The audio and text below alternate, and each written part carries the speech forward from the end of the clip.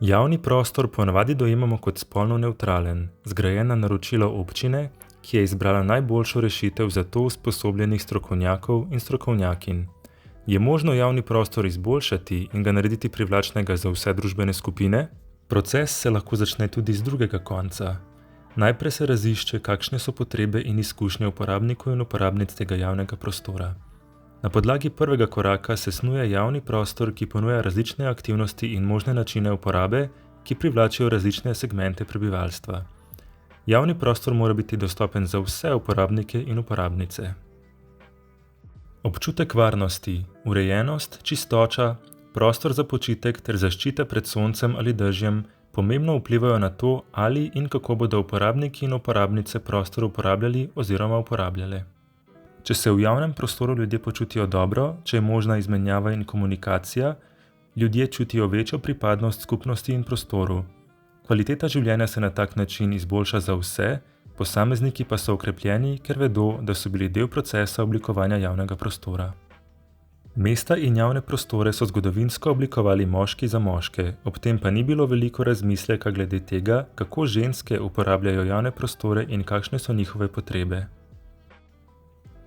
Če želimo ustvariti javne prostore, ki bodo prijazni širšemu krogu oseb, tako ženskam kot moškim, mladim in starim, osebam različnih etničnih pripadnosti in tudi tistim s hendikepi, moramo opraviti naslednje korake. Najprej je treba ugotoviti, kdo so vsi relevantni deležniki in deležnice. Ko je nabor oseb širok in predstavlja prebivalstvo neke skupnosti, je potrebno organizirati srečanje, kjer pride do izmenjave mnenj. Kraj in čas srečanja morata ustrezati vsem povabljenim. Na skupnem srečanju se predstavi projekt, njegove cilje in namene, kot tudi priložnosti vključujočega sodelovanja in sooblikovanja končnega rezultata. Udeleženci in udeleženke skupaj določijo, kako se bo proces odvijal in na kakšen način se bodo sprejemale odločitve. Udeleženke in udeleženci nato v manjših skupinah, ki so lahko mešane ali po spolu ali drugih kategorijah, etnična pripadnost, jezik, hendikep, ločene, da zagotovijo možnost izražanja mnenja ter predstavijo svoje videnje značilnosti javnega prostora.